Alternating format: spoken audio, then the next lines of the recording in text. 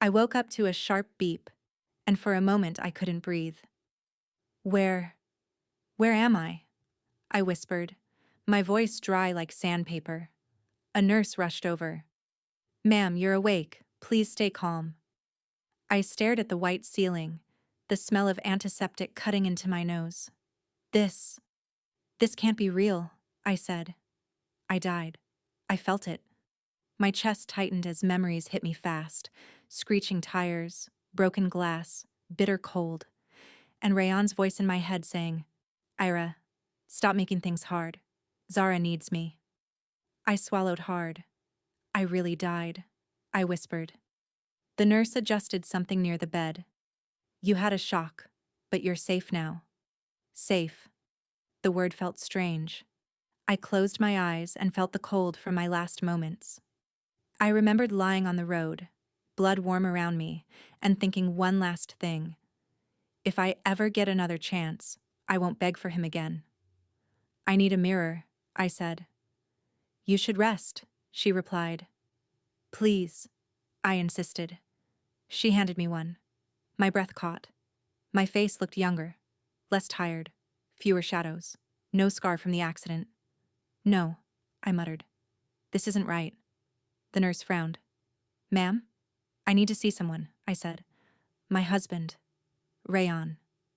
Her expression changed. He's outside. He said he's your husband. My heartbeat stumbled. Why would he be here? In my last life, he didn't visit me even once in the hospital. Send him in, I said, even though every part of me wanted to run. The door opened and there he was, Rayon. Tall, sharp-eyed, perfect suit, cold expression, the same man who broke me. He stepped closer. Era, you're awake? His voice sounded like a formality, not concern. I stared at him, my fingers shaking. When did you get here? I came as soon as they called, he said. No warmth, no guilt, just duty. I almost laughed. Why would you care? His eyes narrowed. Is this a joke? You fainted at home, remember? Fainted? Home? My stomach dropped. I looked at the date on the wall calendar across the room. The numbers hit me like a slap.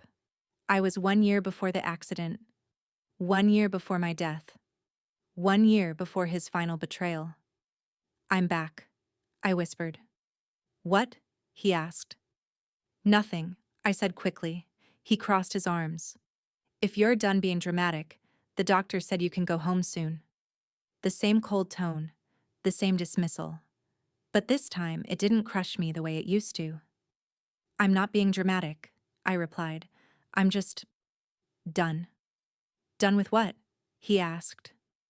I looked him straight in the eye. With chasing you. He frowned deeply. What are you talking about? You'll understand soon, I said, because I finally understood. I wasn't going to fight Zara. I wasn't going to beg. I wasn't going to die for love again. When he reached out to help me sit up, I pulled my hand away. His eyes widened, surprised by the distance. I suddenly put between us. Era, he said, you're acting strange. For once, I whispered, I'm acting like myself. He didn't answer. He just stared as if something in me had shifted. And it had. I swung my legs over the edge of the bed. I'll go home with you, I said, but I won't keep living the same way. What is that supposed to mean? He asked again. I smiled, but it wasn't warm. It wasn't hopeful. It was the smile of someone reborn. It means this time, I won't hold on to someone who never wanted me. Rayon's brows drew together, confusion mixing with irritation. You're talking in circles. You'll see, I whispered. Because this time, I would choose myself. This time, I would survive. Rayon opened his mouth like he wanted to argue, but I didn't give him the chance. I stood up slowly, feeling the weight of 2 lives settle in my chest. Let's go, I said. I'm ready. But what I meant was different. I'm ready to walk a new path. As I followed him out, I felt something shift inside me, I was no longer the woman who begged. Not anymore. Ever. When I opened the front door and saw Zara standing there, my heart stopped for half a second. Her soft smile, her perfect hair, her gentle voice. They were all the same as before, but I wasn't the same woman anymore. Era, she said sweetly, like honey hiding poison. I hope I'm not disturbing. I just came to check on Rayan. He didn't answer my calls. Of course he didn't. He was upstairs, pretending to be asleep when I tried to talk to him earlier. I stepped aside. Come in. She blinked, surprised. In my last life, I would have blocked the door, cried or begged. But now I simply watched her walk in like she already owned the place. Maybe she always did. Oh, thank you, she said and looked around the living room. It's been a while, hasn't it? It has, I replied. Her eyes flicked to mine, searching for jealousy. I didn't give her any. She tilted her head. You seem different today. I feel different, I said. Before she could ask more, Rayan finally came downstairs. And just like that, his whole face changed. His eyes lit up the way they never had for me. My chest tightened, but I stayed still. Zara? He said, almost breathless. Why are you here? She stepped closer, voice soft. I was worried. You didn't reply. He actually smiled at her. I've been busy. Busy ignoring me, but I didn't say it. They talked, voices low and warm. I stood there like a ghost, watching the two people who destroyed my last life fall back into their usual rhythm. Zara touched his arm lightly. Rayan didn't move away. He never did with her. Would you like some tea? I asked suddenly. Both of them turned. Zara looked startled. Rayan frowned. You don't have to. I'm offering, not serving, I said simply. It's polite. They didn't know how to react to this version of me. I didn't know either, but I liked her more. I made tea, listening to their laughter from the living room. It hurt. Of course it hurt. But this time the pain felt clean, not messy, not desperate. It was a reminder that I was finally waking up. When I returned with the cups, Zara smiled at me. Ira, you're being so sweet today. I met her eyes. I'm tired of being anything else. Rayan looked at me suspiciously. Are you feeling okay? I'm fine, I said. Actually, better than fine. Zara sipped her tea. I should leave soon. I don't want to bother you too. You're not bothering anyone, Rayan said quickly. I almost laughed. Almost? After she left, the silence in the house grew thick. Rayan walked toward me slowly, like he was studying me. You didn't say anything the whole time. What should I have said? I asked. You usually... He stopped. Never mind. You mean I usually argue? Cry? Ask why she's here? I said. His jaw tightened. I didn't say that. You didn't need to. He stared at me, eyes darker than before. What game are you playing? No game. He stepped closer. Then what is this behavior? I looked at him calmly. Honesty. He didn't like that answer. You're acting strange. Maybe you never knew me well enough to know what's strange for me. His brows drew together. Era, what are you trying to say? I took a slow breath. This was it. The line I never had the courage to say in my last life. If you want Zara, I whispered, choose her. I won't stop you. His eyes widened in shock. What did you just say? You heard me? He laughed bitterly. Are you trying to guilt trip me? Is this some pity act? No, I said. I'm done fighting for something that was never mine. His voice rose. Don't talk like you're the victim. I'm not, I whispered. Not anymore. His anger flickered like he didn't know where to aim it. You think saying this makes you look strong? No. It makes me free. He stared at me for a long moment, breathing unevenly. You're unbelievable. I'm tired, Rayan. I said softly. Tired of trying to hold on to someone who lights up for another woman. He flinched like the words cut deeper than he expected. So you're giving up? Yes, I said. I'm choosing myself this time. He looked at me like he didn't recognize me. Maybe he didn't. Maybe this was the first time he'd ever truly seen me. I won't chase you anymore, I said, and I won't stand between you and her. If she's the one you want, go to her. He didn't answer. He just stared, stunned and furious. I turned away first, for the first time ever. Inside, the pain settled quietly, cleanly, because now I finally knew what I needed to do. I needed to escape.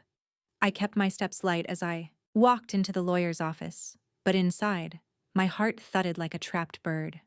The receptionist told me to wait, and a few minutes later, a man in a gray suit stepped out.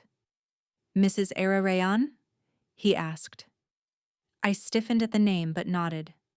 Yes, I need divorce papers. He blinked, surprised. Are you sure? We can talk through. I'm sure, I said. My voice didn't shake. That surprised me most. He led me to his office. Please sit. Tell me what happened. Nothing happened, I said. Or maybe too much happened. I just need a clean exit. He studied me. Is your husband abusive? No, I said quietly. Just not mine. He nodded slowly. I'll prepare everything. You just need to sign here. As I signed, the last image of my past death flashed. Rayan throwing divorce papers at me with cold fury, saying, Fine. If you're so useless, leave. This time, I would be the one ending it. When I stepped outside, the sun felt warm, almost proud of me. The next morning, I returned to work for the first time since marriage. The office was small, buzzing, and filled with cheap coffee smell. A girl with bright eyes and curly hair popped up beside me. Hi, you must be Era. I'm Lila. She grinned wide. I checked your portfolio. You're actually talented. I blinked. No one had complimented me in years. Thank you. She nudged me playfully. Don't thank me yet. You'll learn we all suffer here together. I laughed, genuinely. That sounds comforting. She gasped mockingly. Oh my God, you laughed. I'm adopting you as my work friend. No takebacks. I raised a brow. Just like that? Yes, just like that. She looped her arm through mine. Come on, I'll introduce you to the team. In one morning, I felt more warmth from Lila than I ever had in my marriage. Back home, I acted the same as always. I cooked dinner, set the table, and smiled when Rayan walked in. He looked tired, his tie half loose. Zara called today, he said casually. I replied. You don't have anything to say about that? No, I answered. Why would I? He frowned. You've been calm lately. I told you, I said. I'm tired of arguing. He didn't like that. Are you trying to make me guilty? No, I said. I don't have the energy. His irritation faded into confusion, which somehow irritated him more. But he shrugged and went upstairs to talk to Zara on the phone in private. I stayed downstairs, staring at the envelope sitting in my bag, the divorce papers. Soon, I told myself. Not yet, but soon. For the next few days, I played the same role. Quiet wife, smiling wife, harmless wife. Rayan believed it. Why wouldn't he? In my last life, I clung to him like he was oxygen. He didn't notice the tiny shifts in me, how I no longer asked where he was going, how I didn't wait up for him, how I laughed at Lila's texts instead of crying alone. He thought I was blind and loyal. Perfect. One evening, after another long day at the marketing firm, I found Rayan sitting at the dinner table scrolling through his phone. He didn't greet me. He didn't look up. He didn't notice the envelope in my hand. Rayan, I said. He didn't lift his head. Look at me, I said. Something in my tone must have been different because he slowly raised his eyes. What's wrong? I took a seat across from him. My hands didn't tremble. I need to give you something. He waited, uninterested, expecting bills or a grocery list. I slid the envelope across the table. He frowned.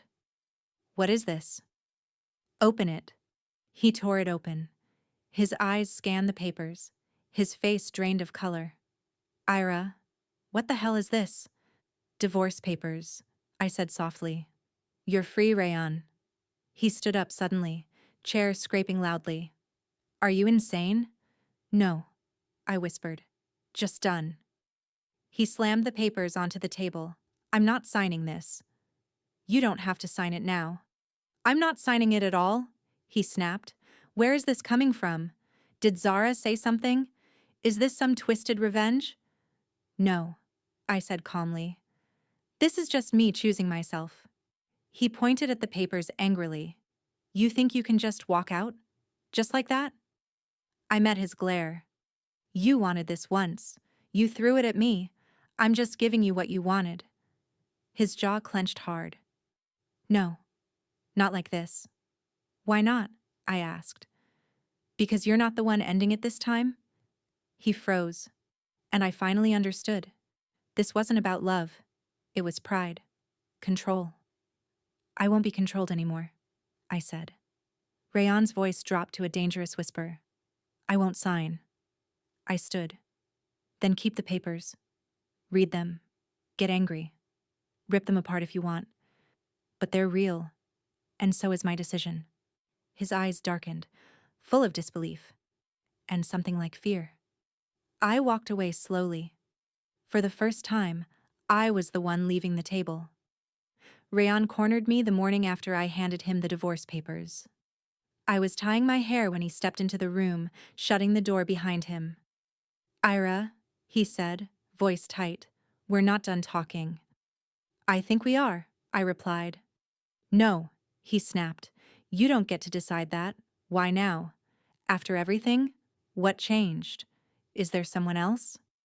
I almost laughed. The idea was so ridiculous it hurt. Someone else? I repeated. There was never anyone else. There was only you. He flinched, but he didn't back down. Then why are you doing this?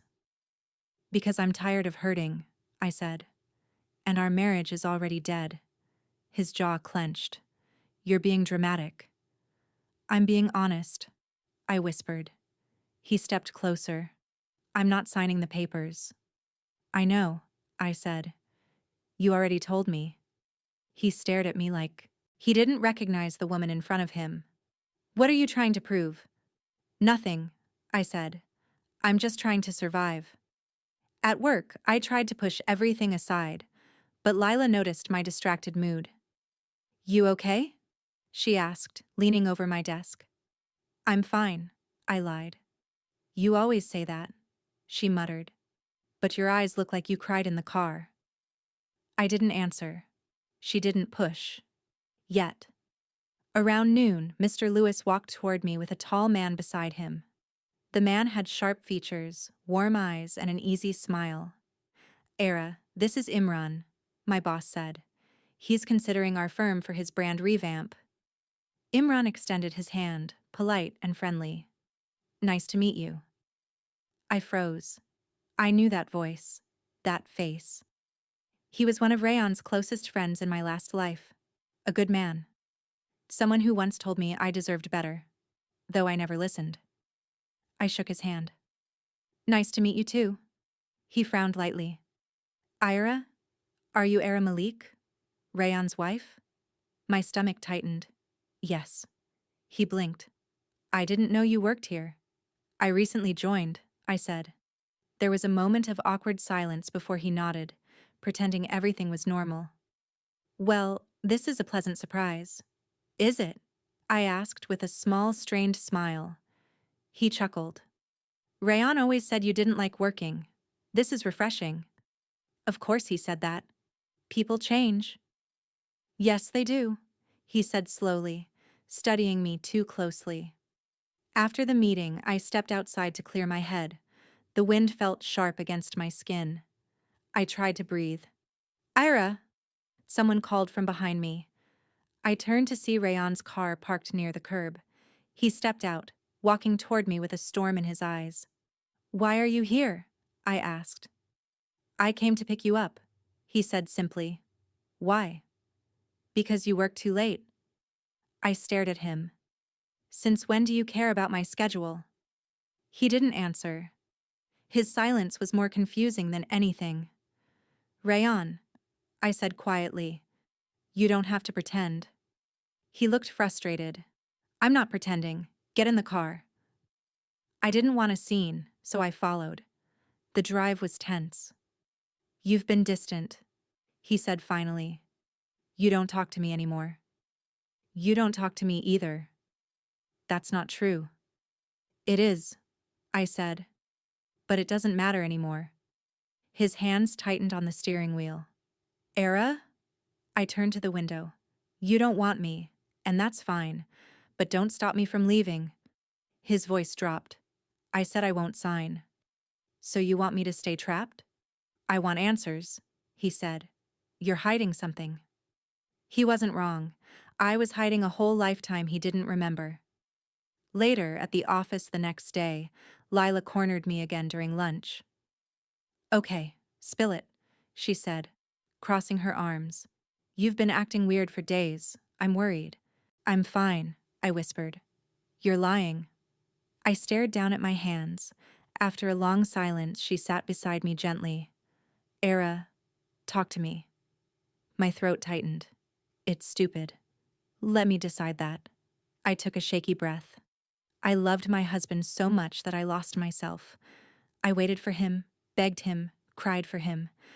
I thought if I tried harder, he'd choose me. Lila's face softened. Oh, Ira. But he didn't, I whispered.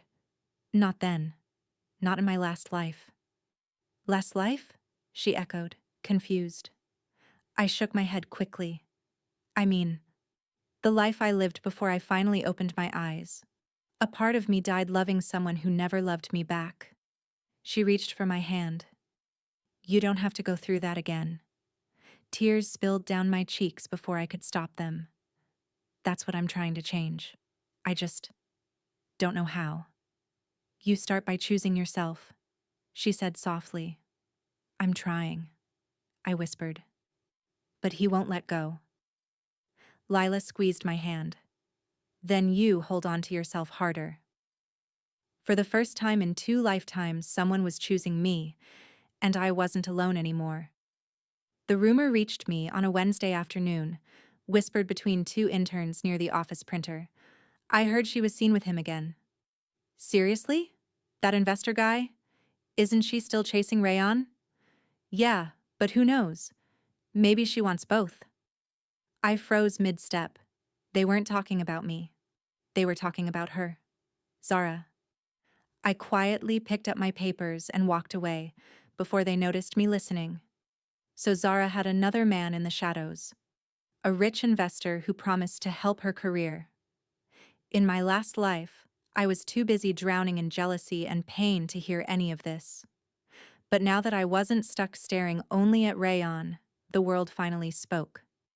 Later, while I typed up a project brief, I received a message. From Imran. You heard anything about Zara meeting some investor guy? People are talking. My pulse skipped. Me. Why are you asking me? Imran. Because Rayan won't listen to anyone but her. I thought maybe you knew something. Me. I don't. But thank you for telling me. I stared at the screen long after the message ended. So it wasn't just gossip. Even Rayan's friend had heard it. When I got home that evening, Rayan was pacing in the living room, phone in hand. He didn't notice me at first. Zara, just answer, he muttered. Please. His voice shook in a way I had never heard before, not even with me. A part of me wanted to feel pity. Another part felt nothing. Cold, quiet nothing. He finally looked up. Where were you? Work, I said. You didn't text. You didn't ask. He frowned like the shift in me bothered him more than anything else happening. You usually tell me. I don't usually do anything anymore. He ignored that. Have you heard anything weird lately? I pretended confusion. Like what? About Zara. And why would I hear anything about her? I asked calmly. He drew in a sharp breath. Never mind. I walked past him. I could feel the tension rolling off his shoulders like heat. Karma, I thought quietly, has begun. Aunt Sahar came to visit the next day. I was in the kitchen making tea when she stepped in with a sigh. Ryan is restless, she said. Do you know what's going on with him? I kept stirring the sugar. I'm not sure. You two seem distant, she continued, choosing her words carefully. You don't sit together anymore. He doesn't eat at home. You barely speak. We haven't spoken much for a long time, I replied. You just didn't notice. She looked up sharply. What does that mean? Nothing, I said. It's just the truth. She came closer, lowering her voice. Era, if something is wrong, you can tell me. I inhaled slowly. This woman used to blame me for every crack in the marriage, every tear, every argument, every time Rayan chose Zara. She always said I wasn't patient enough, kind enough, soft enough. But now, she looked at me with something I had never seen, concern. You've always been polite, she said, even when my son wasn't. I paused mid-stir. That was the closest to an apology I'd ever get from her. She sat at the table. Tell me, child, what is happening? My chest tightened. For years, 2 lifetimes, I had carried this silence like a stone. Maybe it was time to put one piece of it down. I'm tired, I said softly, placing the spoon aside. Tired? She echoed. Yes, I whispered. Tired of being second choice, tired of pretending everything is okay, tired of loving someone who looks at another woman like she hung the moon. Her face fell. Ira. I want a life where I am not begging for scraps, I continued. Where I am not waiting for him to see me. She swallowed hard. Did he hurt you? Not with his hands, I said. Just with his heart. She exhaled shakily. I didn't realize. You didn't want to realize, I corrected gently. She didn't defend herself. Her eyes softened with guilt. You're right. Silence settled between us, thick and heavy. Finally, she whispered, Are you thinking of leaving him? I'm thinking, I replied. But he refuses to sign. Aunt Sahar nodded slowly. He won't let go easily. He never held on, I said. She looked at me, really looked at me, and I saw the seed of doubt forming in her gaze. Doubt about her son. Doubt about the marriage she once forced me to hold together with bleeding hands. I don't know how to help you, she admitted, voice trembling. But I don't want you to suffer. My throat tightened. Thank you. She squeezed my hand gently. It was the first time she had ever touched me with warmth. That night, Rayan came home, later than usual. He walked straight to me. Did you hear a rumor about Zara meeting someone else? He demanded. I lifted my head slowly. And what if I did? His eyes darkened. Tell me. Why? I asked. So you can run to her faster? He froze at the bitterness in my tone. No, he said quietly. Because something feels wrong. Something was wrong. Something had always been wrong, but he had never cared until the wrongness touched her. You should ask her, I said. Not me. He stared at me, confused and frustrated. I could see the cracks forming in him. Doubt, fear, jealousy. I had lived an entire life being the only one breaking. Now, someone else was finally breaking too. Karma was slow, but it always walked. And this time, it had finally taken its first step. The office felt louder these days. Work, calls, meetings, everything moved fast. but for once, I wasn't drowning. Era, the client loved your concept, Mr. Lewis said as he walked into my cubicle, waving a printed email. They approved the full campaign. I blinked. They did? They did, he repeated, smiling. And they doubled the budget. You just won our biggest project this quarter. Lila jumped up from the next desk. Wait, so that means… Yes, Mr. Lewis said. It means she gets the bonus too. Lila grabbed my shoulders and shook me gently. You're rich now. Don't forget me when you buy your private island. I laughed. It's just one bonus. First of many, she said. Mr. Lewis cleared his throat lightly. There's one more thing. The main investor wants to meet the brains behind the campaign. I told him that was you. My stomach fluttered. Me? Yes.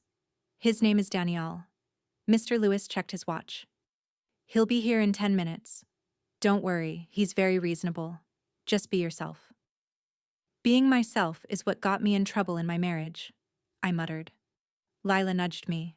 This isn't your marriage. This is your life. 10 minutes later, Mr. Lewis brought a man into the meeting room. Tall, calm, with steady eyes and a neat beard. His presence didn't feel loud. It felt grounded. Era, this is Danielle, Mr. Lewis said. Danielle, this is the strategist I told you about. Danielle held out his hand. It's good to finally meet you. I've read your proposal 3 times. 3? I asked, surprised. It was worth reading, he said simply. I shook his hand. His grip was firm, but not overbearing. We sat down. Danielle opened the file. I liked how you focused on the story of the brand, not just the product. Why did you choose that angle? Because people remember how something makes them feel, I said slowly. Not just what it looks like. He nodded. Exactly. Can you walk me through your thought process? As I explained, he listened. No phone, no distractions, no bored sighs. When I paused to think, he waited without rushing me. When I finished, he smiled. You have a clear mind. I'd like to work with you closely on this. With me? I repeated. Yes, with you, he said. If that's okay. It is, I said softly. After he left, Lila burst into the room. Oh my God, she whispered. Tell me everything. How was he? Professional, I said. Hot, she corrected. I didn't say that. You didn't have to, she said. You glow when you talk about him. I do not, I argued. Say his name. No. Say it. Danielle, I said, rolling my eyes. She pointed at my face. There, you just smiled without suffering. It's a miracle. I shook my head, but my heart did skip in a strange new way. Days turned into weeks. My schedule filled with meetings, calls, and late nights at the office. Danielle and I worked side by side on strategy calls. One more question, he said over video one night. If we shift this part of the story to focus more on the customer, do you think it will feel less fake? It will feel more human, I replied. People don't trust perfection. He smiled slightly.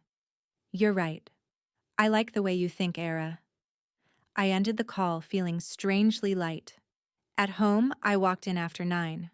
Rayan was on the couch, TV on, phone in his hand. He looked up sharply. You're late, he said. I had a meeting, I replied.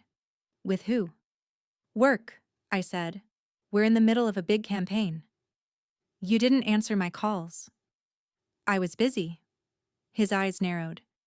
You've been busy a lot lately. Yes, I said. That's what working people are. He stood up. Who were you laughing with on the phone earlier? Lila, I said calmly. We were joking about something. And before that? He pressed. Imran, about the project, I said. Why? Are you keeping a list? You're being rude, he snapped. I'm being honest. He stared at me, anger mixing with something else. Unease. Ever since those papers, you've changed. I warned you, I said. I told you I wouldn't live the same way. Is there someone else? He asked again, jaw tight. I looked at him for a long moment. There was never someone else, I said quietly. There was only you for a very long time. That was the problem.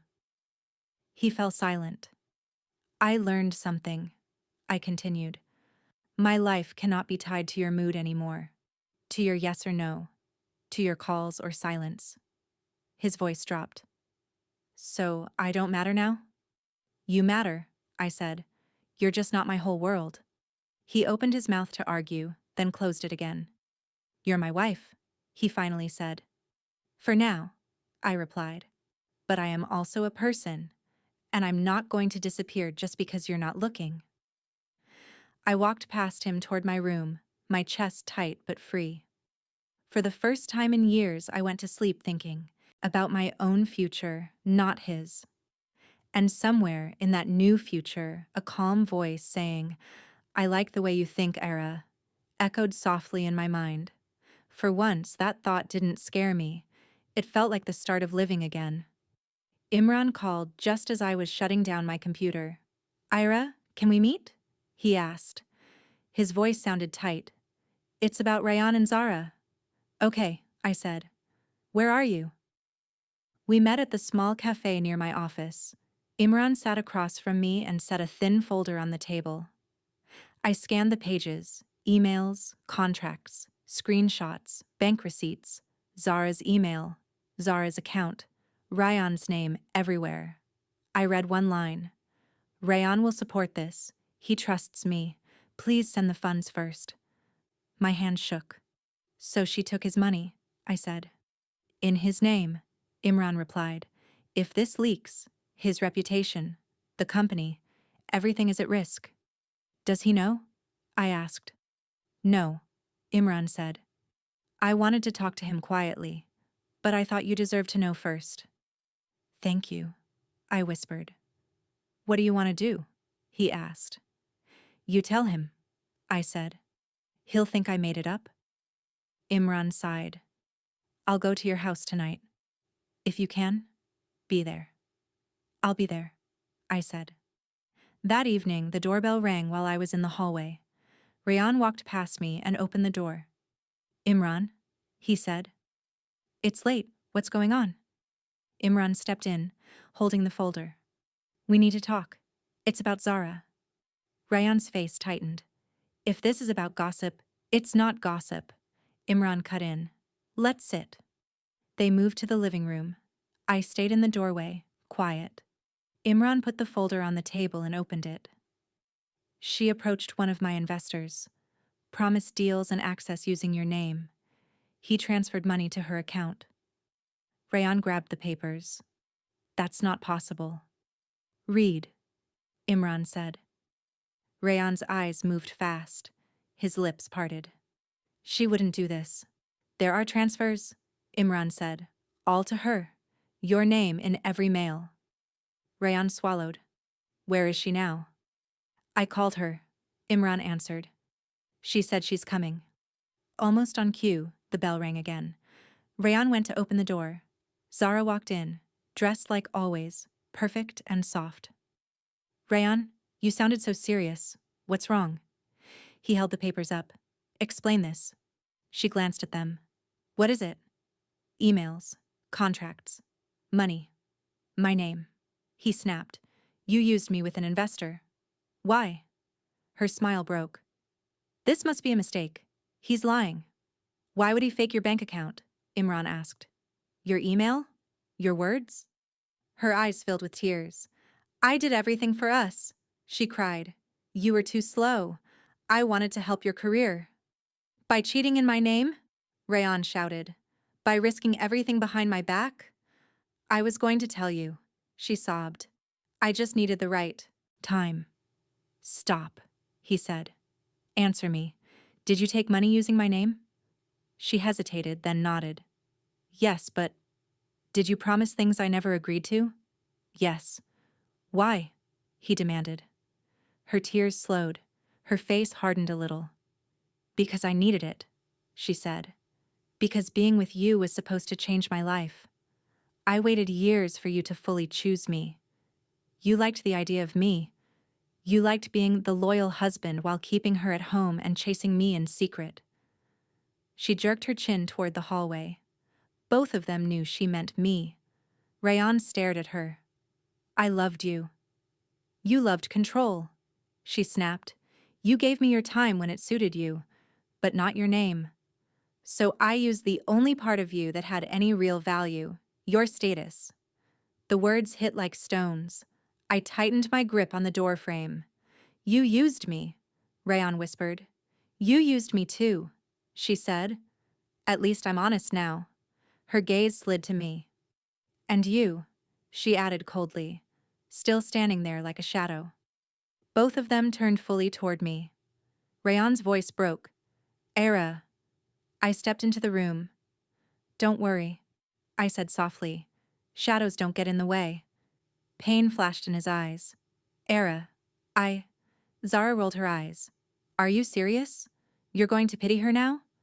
Rayan stared at her for a long second. Get out. She blinked. What? Get out, he repeated. We're done. You don't mean that, she said quickly. You love me. He shook his head. Right now, I don't even know who you are. She reached for his arm.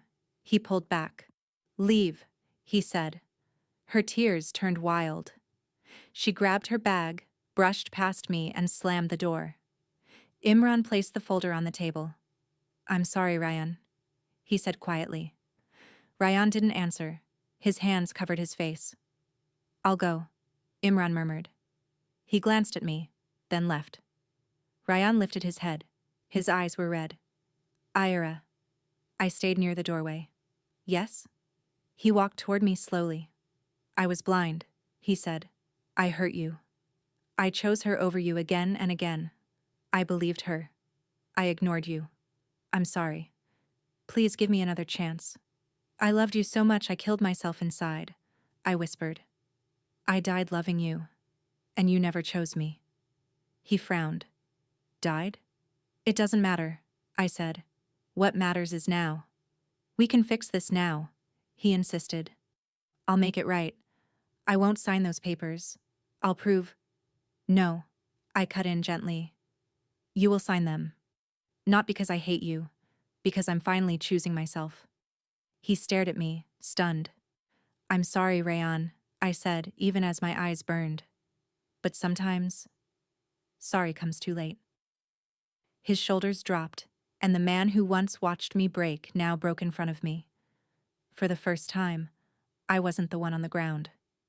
He was.